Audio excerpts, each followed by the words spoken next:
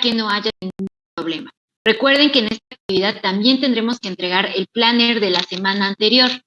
Recuerden que anterior no tuvimos actividad semanal, entonces el planner se quedó ahí colgado y bueno, tenemos que subirlo en esta actividad. ¿Dudas con eso, chicos? ¿Alguna pregunta? No, profe, todo bien. No preocupa. Bueno, nos vamos a regresar un poquito. Si no me equivoco, nos quedamos aquí en aptenos. Esto ya lo platicamos y estábamos platicando la composición química de los inmunógenos. ¿Es real o no? ¿Falso o verdadero? Verdadero, profesora. Verdadero, ok. Bueno, vamos a elegir a la víctima. A ver. Andrea Flores. Andrea, ¿qué es un inmunógeno? ¿Un qué, perdón, profe? ¿Qué es un inmunógeno, Andrea? Es un... Espere. Ay, ya se me olvidó. ¿Cómo? Si es lo que vimos en la clase anterior, prácticamente hablamos de los inmunógenos todo el tiempo. ¿Qué es un inmunógeno? Andy Bueno. Romero. Bueno, ya. Te la ganaron. Andy Romero, respuesta, por favor. ¿Es lo que da una respuesta inmune? Es lo que da una respuesta inmune. A ver, alguien que pueda formular una definición un poco más completa y formal. A ver, vamos a ver. A ver, Belén Pavón.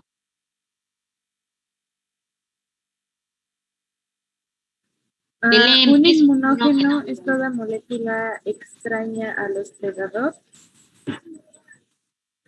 Es toda molécula extraña del hospedador. ¿De qué está compuesta? ¿Cómo se puede componer? ¿Con qué tipo de microorganismos? No microorganismos, más bien, ¿qué tipo de composición puede tener un inmunógeno? A ver, ¿quién se sabe la respuesta, chicos? Jessica Muñoz. Son moléculas o antígenos que van a inducir la respuesta inmune. Respuesta inmunológica. ¿Y qué tipo de componentes pueden estar formados? ¿De qué tipo de componentes? ¿La sabes, Jessica? No sé si estoy bien, pero pueden ser exógenos. Exógenos, endógenos. A ver, ¿quién se sabe de qué pueden estar compuestos? Bien, Jessica, la definición está correcta. A ver, no, esperen, yo elijo a la víctima, porque todos tienen que saber. Diana García. A ver, Diana.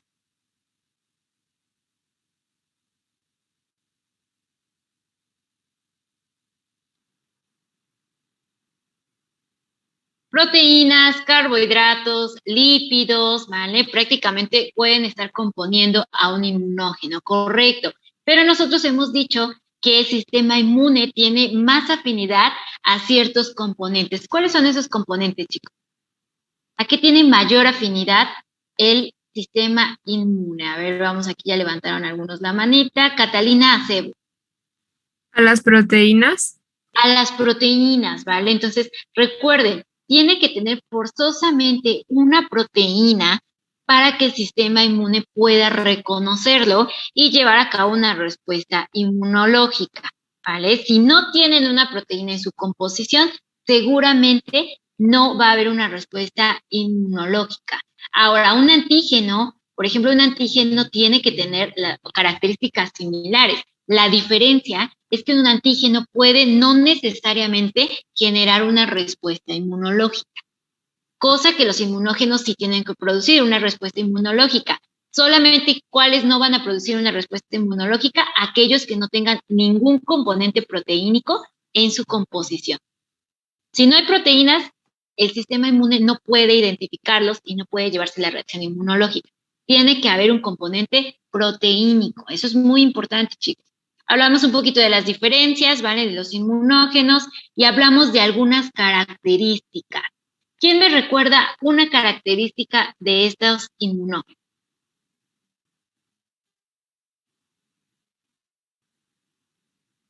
Venga, chicos, para que avancemos a la clase. Si no me dicen, no avanzamos. A ver, ya levantaron la mano 6 personas. Estoy un poquito ronca. Elda Hernández. Elda, característica. Que su capacidad de inducir una respuesta inmune es aún mayor en cuanto más extraño sea el organismo. En cuanto más extraño sea el organismo, bien. Otra característica, Jessica Muñoz.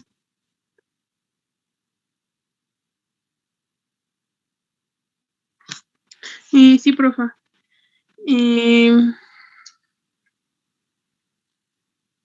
Pueden combinarse de manera específica con los productos finales Con los de productos respuestas finales. anteriores. Ok, otra característica, Joshi Domínguez. El tamaño. Las moléculas tamaño. que son consideradas de 100.000 daltones en adelante son consideradas potentes inmunógenos. Inmunógenos. Ajá. Muy bien, muy bien. Diego Cariño, otra característica que recuerdes. Muchas gracias para los que participaron, lo voy La registrando. complejidad de su estructura, ya que entre más compleja sea, mayor será la capacidad de producir una respuesta inmune. Muy bien, es mayor la capacidad de producir una respuesta inmune. Ahora, si estos son muy complejos, sí va a haber una respuesta inmune mucho mayor. ¿Por qué? Porque es más difícil combatirlos, ¿vale, chicos? Eso es muy importante. En un grupo me decían, ok, entonces si son más complejos e inducen una capacidad más grande de respuesta inmunológica, es decir, ¿estos se destruyen más rápido? No, chicos, no.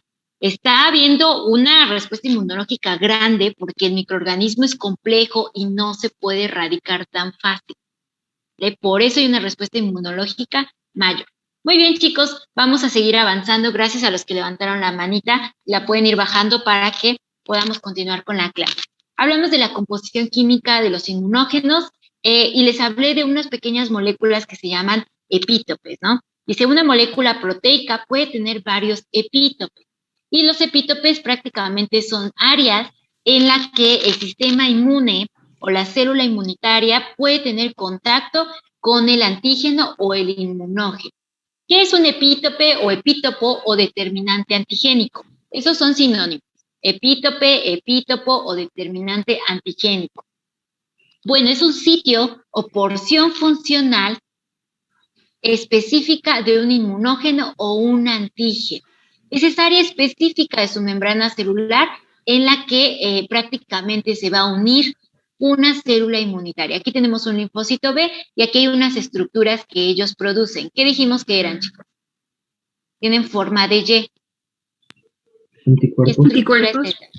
Es un anticuerpo, ¿vale? Un anticuerpo o una inmunoglobulina está bien unida al linfocito B y bueno, se une al epítopo del antígeno, del inmunógeno, y entonces pueden leer su información y van a involucrarse o empiezan a hacer contacto entre estas dos moléculas.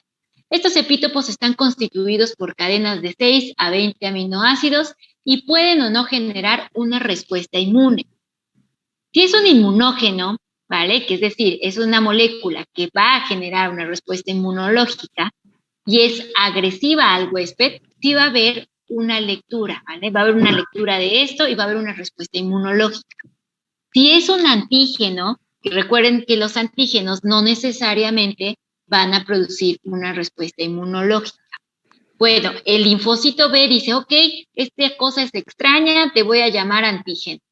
Y entonces lo lee para saber si es agresivo o no y se da cuenta que no, que es algo que no va a provocar daño al huésped y por lo tanto no hace ningún mecanismo de reacción inmunológica hacia este antígeno, como por ejemplo el polen, el polvo, etcétera.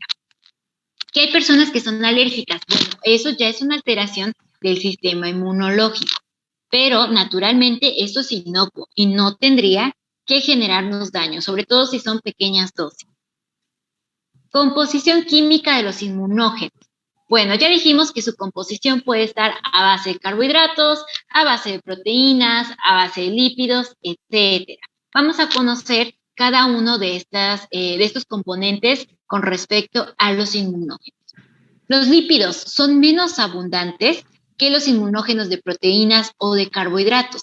Prácticamente inmunógenos con contenido lipídico es muy poco común, ¿vale, chicos? La mayor cantidad va a estar compuesta por proteínas, por carbohidratos, pero en lípidos, pues en realidad son menos abundantes. Los lípidos, independientemente o como lipoproteínas y lipopolisacáridos, sí pueden generar una respuesta inmunológica. ¿Por qué? Porque ya están unidos a un componente proteínico o a un componente de carbohidrato. Hay un micrófono por ahí encendido, chicos, apáguenlo, por favor. Perdón, profe. Ok, escuchamos todo, Diego? Escuchamos todo. Ay, no es cierto. A ver, entonces, bueno, pues lípidos independientes como lipoproteínas o lipopolisacáridos pueden ser una variante de esta composición química y estos sí son muy afines al sistema inmunológico. ¿Vale? Prácticamente los microorganismos no vienen formados por lípidos en sí solos, es muy, muy raro. Casi siempre vienen unidos a una proteína o vienen como forma de lipopolisacárido y esto permite que el sistema inmunológico los pueda identificar. Les digo, prácticamente el sistema inmune es muy inteligente porque dice, bueno, de todos los compuestos químicos, ¿cuál es el más abundante? Las proteínas, ¿no? Entonces, seguramente el inmunógeno va a tener cierta composición proteínica que va a permitir su lectura por parte del sistema inmunológico. Carbohidratos son los inmunógenos más complejos, de mayor diversidad y más abundantes, junto con el de las proteínas, ¿vale? Se encuentran como monosacáridos, también podemos encontrarlos en forma de glucoproteínas o glucolípidos, ¿vale? Glucolípidos también provocan una respuesta inmunológica. Tipos de antígenos. Bueno, vamos a tener una gran cantidad de antígenos, chicos. Ustedes lo vieron en su lectura. Ustedes ya realizaron una lectura de la unidad de antígenos del libro de Inmunología de Rojas y nos define cada uno de los antígenos, ¿no? Tenemos senoantígenos, aloantígenos, autoantígenos, antígenos específicos de especie, antígenos ocultos, tumorales. Es una gran cantidad. Nosotros vamos a mencionar los más comunes. Por ejemplo, en el caso de los autoantígenos, son moléculas que pueden generar o no una respuesta inmunológica en el cuerpo, pero que provienen del huésped, ¿vale? Son endógenos, pero por alguna razón están provocando o pueden provocar daño al huésped y por lo tanto generan una respuesta inmunológica. En el caso, por ejemplo, de las enfermedades autoinmunes, los autoantígenos están presentes. Hay una gran cantidad de autoantígenos y es en sí que el sistema inmune empieza a desconocer al cuerpo por esta presencia de autoantígenos. Antígenos específicos de especie, bueno, son antígenos propios del huésped, porque puede haber antígenos que no sean propios de la especie. Estos son antígenos propios del huésped, antígenos ocultos. Por su complejidad estructural pueden pasar desapercibidos, pero bueno, siguen siendo moléculas extrañas que pueden generar daño al huésped y una reacción inmunológica. Antígenos tumorales, como por ejemplo las neoplasias. ¿Alguien sabe qué es una neoplasia, chicos? A ver, mis chicos avanzados, ¿qué es una neoplasia? Neoplasia, perdón. Células que pueden, bueno, no sé si esté bien dicho, pero es mutar o modificarse para cáncer.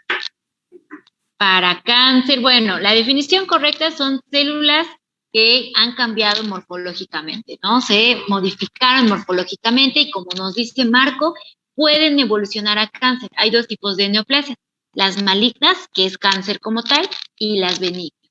De ahí que tengamos dos tipos de tumores, los tumores benignos, que son los que no nos hacen daño, y los tumores malignos, que ya son cancerosos. Bueno, estos tumores inician con formaciones muy pequeñitas. La célula comienza a cambiar su forma que no es habitual. Y entonces esa célula ya está siendo extraña para el cuerpo, ¿vale? Ya empieza a ser extraña y el cuerpo la identifica como un antígeno tumoral o un antígeno por parte de neoplasia, ¿vale? Entonces ese puede ser un ejemplo de antígenos tumorales. Y así tenemos una gran cantidad de antígenos. Por ejemplo, antígenos de los eritrocitos. Ustedes antes, chicos, ya pregunté el laboratorio, qué bueno que me acuerdo. No van a tener, chicos, pero estén muy atentos, ¿vale? Prácticamente dicen que al parecer puede ser que les den una clase o no, pero al parecer no tienen como calificación, ¿vale? No hay una calificación propia de laboratorios. ¿Alguien ya se ha puesto en contacto con ustedes de parte de laboratorios? No. Okay. No, profesor. Es lo que les comento, me parece que no la tienen como parte de la materia. Bueno, hay una práctica que se llama antígeno de los eritrocitos. Bueno, ¿qué pasa? Los eritrocitos en su membrana van a tener ciertos antígenos que nos permiten saber si nosotros somos O positivo, A positivo, O negativo, etcétera. Eso es lo que le da el nombre al tipo sanguíneo, ¿vale? Vamos a ver más adelante también. Miren, es la que sí. Perfecto. Y bueno, la membrana vamos a hablar de los antígenos de los eritrocitos. Ese es un ejemplo de toda la cantidad de antígenos que tenemos. La membrana de los glóbulos rojos representa varias glucoproteínas que actúan como moléculas antigénicas y permiten su clasificación en distintos grupos y subgrupos. Un eritrocito en su membrana va a contener glucoproteínas. Esas glucoproteínas van a funcionar como antígenos de eritrocitos o antígenos sanguíneos, ¿vale?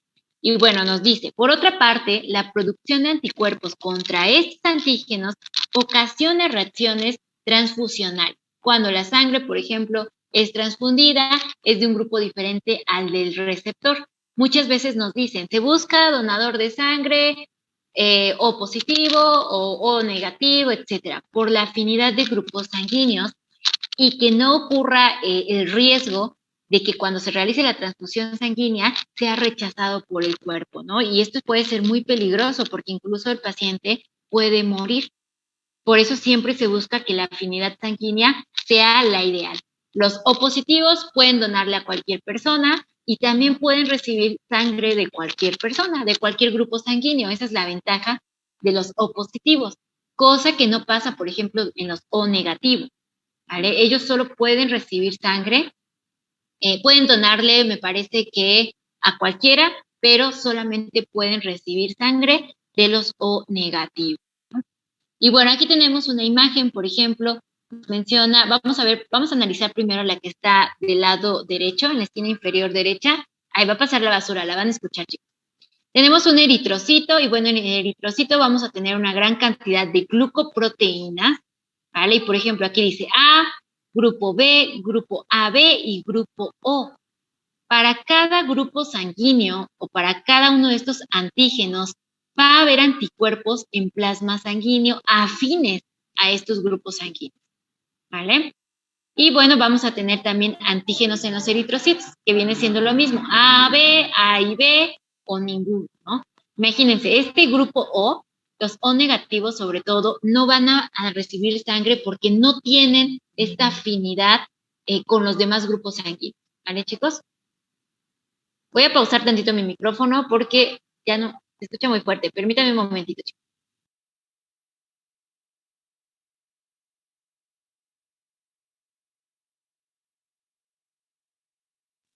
Ya, creo que ya se fue. ¿Me escuchan mejor, chicos? ¿Sí? Sí, profa. Sí, profa. Ay, es que se escuchaba muy fuerte, disculpen. Bueno, y esto prácticamente nos habla de los grupos sanguíneos. Nosotros tenemos una actividad bien bonita que habla de estos grupos sanguíneos. Vamos a explicar un poquito sobre la afinidad en cada uno de los grupos sanguíneos y lo veremos un poquito más adelante. Lo importante es que recuerden que prácticamente esto se deriva a la membrana celular y la presencia de estas glucoproteínas como antígenos eritrocitarios. Ahora vamos a hablar de los antígenos de los leucocitos. Los eritrocitos son células sanguíneas, sí, pero también tenemos a los glóbulos blancos. Los glóbulos blancos son los leucocitos, son las células del sistema inmune. Dentro de los leucocitos tenemos a los linfocitos y todas las células inmunitarias que ya conocemos. Cada uno de ellos también tiene ciertos antígenos. Vamos a hablar de los antígenos de los leucocitos. Los leucocitos poseen en su membrana antígenos no presentes en los eritrocitos, ¿vale? Que se conocen como HLA o antígenos leucocitarios humanos. HLA, antígenos leucocitarios humanos. Y estos tienen una importante función, la de presentación de antígenos proteínicos a los linfocitos. ¿Qué quiere decir? Las células inmunitarias también tienen antígenos en su membrana. Y estos antígenos en su membrana van a permitir que sean afines a otras células inmunitarias. Y no solo a otras células inmunitarias, sino también a otras células del huésped. Ahora, para que no nos confundamos, porque siempre que hablamos de antígenos, hablamos de algo negativo, ¿vale? Que ya sabemos que lo correcto es decir inmunógenos, pero que normalmente se utilizan los dos términos de manera indiscriminada, ¿vale? Para no confundirnos, la literatura o la ciencia ha colocado un nombre específico para estos antígenos, como antígenos leucocitarios humanos. o grupo HLA, ¿vale? También se ha mencionado que prácticamente muchas enfermedades se vienen por esta alteración de los antígenos leucocitarios humanos. Nosotros solamente lo vamos a hablar ahorita que estamos en la unidad de antígenos, pero después los vamos a olvidar, ¿vale? En palabras muy, muy coloquiales o de manera de resumen, se podría decir que esos antígenos leucocitarios humanos son piezas que se encuentran en la membrana celular que permiten unirse a otras células como piezas de rompecabezas, ¿vale? Y esto permite que entre las células inmunitarias se puedan leer constantemente y cada célula inmunitaria tiene ciertos antígenos leucocitarios humanos, ¿vale? Cada célula inmunitaria, y esto la hace afines a otras células. ¿Dudas con los antígenos leucocitarios humanos, chicos? ¿Dudas? No, maestra. Aquellos que tienen un poquito cara de perdidos es porque no han leído su lectura de inmunología. Recuerden que les mencioné que esta unidad prácticamente nos habla de puras definiciones. Entonces tenemos que entender que, bueno, prácticamente nosotros tenemos que empaparnos de toda esta información para que posteriormente sea un poquito más fácil entender la literatura. Esa es la complejidad de la inmunología. La característica de esta asignatura, que no tiene muchas materias, es la complejidad en términos, ¿vale? Tenemos que estar pero bien abusados en qué significa cada cosa para no confundirnos. De todas formas, si ustedes tienen dudas, me pueden preguntar sin problema. Ahora, bueno, ya hablamos de los antígenos leucocitarios humanos, ya hablamos de toda la cantidad de antígenos que pueden existir en la tablita que les mostré 2 diapositivas anteriores, y ahora vamos a hablar de una clasificación. Esta clasificación es bien importante, que son antígenos independientes tipo 1 o antígenos timo-independientes tipo 2. Los dos son timo. Antígenos timo-independientes tipo 1 y antígenos timo-independientes tipo 2. ¿Vale? Vamos a tener esa clasificación de los antígenos. Los antígenos timo-independientes son aquellos que pueden activar a los linfocitos B sin la ayuda de los linfocitos T y que generan anticuerpos de la clase M. Se dividen en 2. Los antígenos timo-independientes tipo 1 y los antígenos timo-independiente tipo 2. ¿Qué quiere decir? Son aquellos antígenos que recuerden que están en la membrana de los leucocitos que pueden activar a los linfocitos B, pero también son aquellos antígenos que pueden estar en los microorganismos extraños, es decir, ajenos al cuerpo, que pueden activar a estos linfocitos B. Por lo regular, cuando se activan los linfocitos B, posteriormente hay una activación de los linfocitos T. Recuerden, eso siempre pasa así. Bueno, aquí dice que no es necesaria la ayuda de los linfocitos T, que en automático los linfocitos B comienzan a generar anticuerpos. Acuérdense, ellos producen anticuerpos y específicamente estarán produciendo anticuerpos de la clase M. De la clase E. Los antígenos timo-independientes tipo 1, ¿cuáles son? Bueno, son aquellos que ingresan por la orofaringe, ¿vale? Sobre todo aquellos que ingresan en vías respiratorias superiores y son capturados por las estructuras linfoides del anillo de Waldeyer. Bueno, esta es una estructura, ¿vale? Que se va a encontrar sobre todo en las mucosas, en vías aéreas, sobre todo vamos a encontrar este tipo de estructuras y ahí vamos a encontrar una gran cantidad de linfocitos. ¿Vale? Una gran cantidad de linfocitos y estos son los indicados para capturar a estos antígenos timo-independientes tipo 1. Y bueno, estos son procesados, para ser procesados bien por los linfocitos B1 o por los linfocitos B de memoria de la respuesta inmune adquirida. Prácticamente estos antígenos timo-independientes son activados o permiten activar a estos dos tipos de linfocitos B de memoria y linfocitos B1. Los antígenos timo-independientes tipo 2 van a actuar sobre todo en presencia de polisacáridos, ¿vale? De polisacáridos como pueden ser, por ejemplo, algunos microorganismos que provocan neumonía, que provocan influenza o que provocan meningitis, ¿vale? Son microorganismos que pueden estar produciendo, que pueden entrar al microorganismo y que van a activar o que van a tener una gran afinidad con los linfocitos B2 sin ayuda de los linfocitos T. Son timoindependientes tipo 2. Estos microorganismos, de hecho, pueden provocar reacciones inmunológicas severas. Inmunológicas severas, porque incluso ya estructuralmente son más complejas. Son mucho más complejas que otros microorganismos que puedan ingresar al cuerpo. Chicos, ¿ya tienen bioquímica? ¿Ya empezaron a tener bioquímica? Sí, ¿Y profesora. qué tal? Sí. ¿Ya van avanzando, chicos? Sí. Ok, Ahí vamos. vale. Bueno, porque hay algunas cosas que van un poquito relacionadas con esa materia. Genera la producción de anticuerpos por los linfocitos B2 sin ayuda de los linfocitos T. Ahora, vamos a analizar esta diapositiva.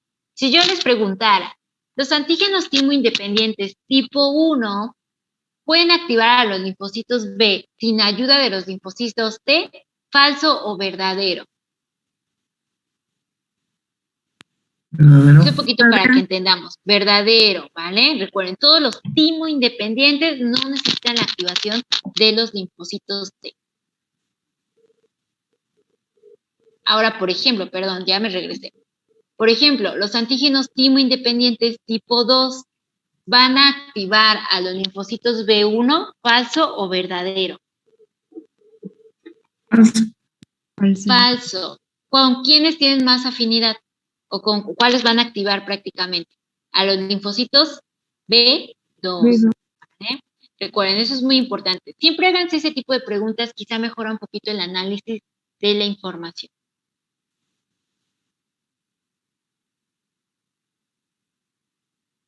¿Cómo son detectados los inmunógenos? Ya hablamos de los antígenos, ya hablamos de los inmunógenos, pero ahora, ¿cómo es que el sistema inmune los detecta? ¿Cómo es que empieza la respuesta inmunológica ante estos inmunógenos? Bueno, ¿qué va a pasar primero? Los macrófagos que patrullan continuamente los tejidos capturan y matan a los patógenos que ingresen al organismo. Esto ya lo sabemos, ¿vale? Recuerden que en el tejido va a haber ciertas células inmunitarias y en este caso los macrófagos son los que van a tener esta interacción con los inmunógenos para destruir. Simultáneamente, se producen quimioquinas o quimiosinas para atraer al sitio de agresión a los polimorfonucleares. ¿Cómo se llama este proceso, chicos? De las quimiosinas o citocinas para atraer al sitio de lesión a más células inmunitarias. ¿Cómo se llama este proceso, chicos? ¿Quién se acuerda? ¿Quimiotaxis? ¿No es la quimiotaxis? Quimiotaxis. Muy bien, Adriana y Catalina, es quimiotaxis, que es el proceso en el que las citocinas o quimioquinas, todas son sinónimos, atraer al sitio de agresión a otras células inmunitarias. En este caso, van a atraer a los polimorfonucleares. Los polimorfonucleares, ¿qué otro nombre reciben? Neutrófilos. ¿Cómo se llama? Neutrófilos, ¿vale, chicos? Son neutrófilos. Y recuerden, los neutrófilos son los más rápidos en llegar al sitio de lesión. Al matar a los patógenos, los desintegran y liberan moléculas inmunogénicas inductoras de diferentes mecanismos de defensa innatos y adquiridos. Hasta aquí, todo esto es inmunidad innata. ¿Vale, chicos? Todo esto es inmunidad innata. Ya sea que los desintegraron, los mataron, aún así necesitan generar memoria. Para esto van a activar a la inmunidad adquirida. Si este microorganismo ya ingresó anteriormente, ya no es necesario la inmunidad adquirida. Se puede quedar con la inmunidad innata. Ahora, si el microorganismo no fue tan dañino y fue destruido en este momento, también ya no es necesaria que se active la inmunidad adquirida. Ahora, en el caso de que este microorganismo entró por primera vez o no se ha erradicado por completo, sí es necesario activar la inmunidad adquirida. Me voy a saltar esa imagen. Ahora, ¿qué pasa después? Los inmunógenos son reconocidos y capturados por los diferentes receptores presentes en las células fagocíticas y en las células dendríticas. ¿Vale? Ya ellas prácticamente los reconocen estas células, los capturan y estas son células presentadoras de antígenos, ¿se acuerdan? Que les hemos dicho, son células presentadoras de antígenos. Entonces ellas ya agarraron al bicho y se lo llevan, ¿vale? Se lo llevan y pasa lo siguiente.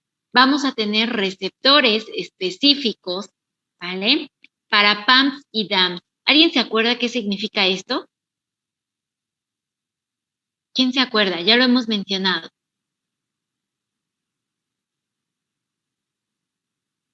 Ándale. ¿Quién se acuerda que es un PAMPs y un DAMP? Lo vimos al principio de nuestra unidad 2. O nuestra unidad 1. Ya no me acuerdo, chicos. Tarea, ¿vale, chicos? Definición de PAMPs y DAMPs. Mañana estaré preguntando. Ajá. ¿El PAM no era el patrón molecular? ¿Asociado a qué? A No tienes, patógeno. Frida. A A patógenos. Frida lo salvó. Bien, son patrones moleculares asociados a patógenos, ¿vale? Y los DAMPs son patrones moleculares asociados a daño o peligro, ¿vale? Entonces, prácticamente estos se van a encontrar en las membranas celulares de esos bichos que traen las células dendríticas y por lo tanto comienza la lectura del microorganismo. Las lectinas tipo C, que son unas moléculas también que vamos a encontrar allí, son muy afines a los carbohidratos y las moléculas CD1 van a estar muy afines a los lípidos. Y bueno, entonces prácticamente inicia la lectura de estos microorganismos y los receptores para los, bueno, ya se lee, ¿no? Prácticamente hay lectura y después dice, los receptores para inmunoglobulinas y para factores de complemento que permiten capturar complejos inmunes. ¿Qué quiere decir? Ok, ya inició la lectura. Necesitamos una estructura que pueda permitirnos la lectura de estos microorganismos. Y habíamos dicho que son los anticuerpos o las inmunoglobulinas, ¿vale? Que son estas llavecitas. Son las llavecitas que vimos en la diapositiva anterior, que están uniéndose a cierta región, que son los epítopos. Estas son. ¿Vale? No nos perdamos. Ya nos falta poquito de nuestra clase de hoy. Ay, a ver, esta me la salté. Aquí está. Y bueno, esto permite formar algo que se llaman complejos inmunes. Una vez dentro de la célula fagocítica, serán procesados para extraer de ellas las moléculas más antigénicas. Es decir, se comienza la lectura, comienza el proceso de fagocitosis, que es comer y destruir al microorganismo agresor, y por lo tanto se comienza a procesar, se empieza a fragmentar a ese microorganismo, y nos dice, prácticamente esas células inmunitarias dicen, ok, ya lo desintegré, voy a buscar lo más significativo de ese microorganismo para mostrárselo a los linfocitos y ellos generen memoria. ¿Vale? Ellos buscan lo más representativo del microorganismo, por lo regular es una proteína. Por lo regular son proteínas las que prácticamente guardan o resguardan las células fagocitarias para presentársela a los linfocitos. Vamos a terminar con esta diapositiva, chicos, que prácticamente nos ejemplifica lo que hemos mencionado anteriormente. Primero se da la captación del antígeno, eso ya lo entendimos. Después, bueno, comienza una reacción inmunológica de la inmunidad innata y ese antígeno llega hasta la célula presentadora de antígeno, que puede ser una célula dendrítica, que puede ser un macrófago, ¿vale? Que incluso también puede ser, no solamente son ellos, ¿vale? Las células fagocitarias. Y bueno, prácticamente se da un procesamiento del antígeno, ese antígeno se fragmenta y se da la presentación del antígeno al linfocito para que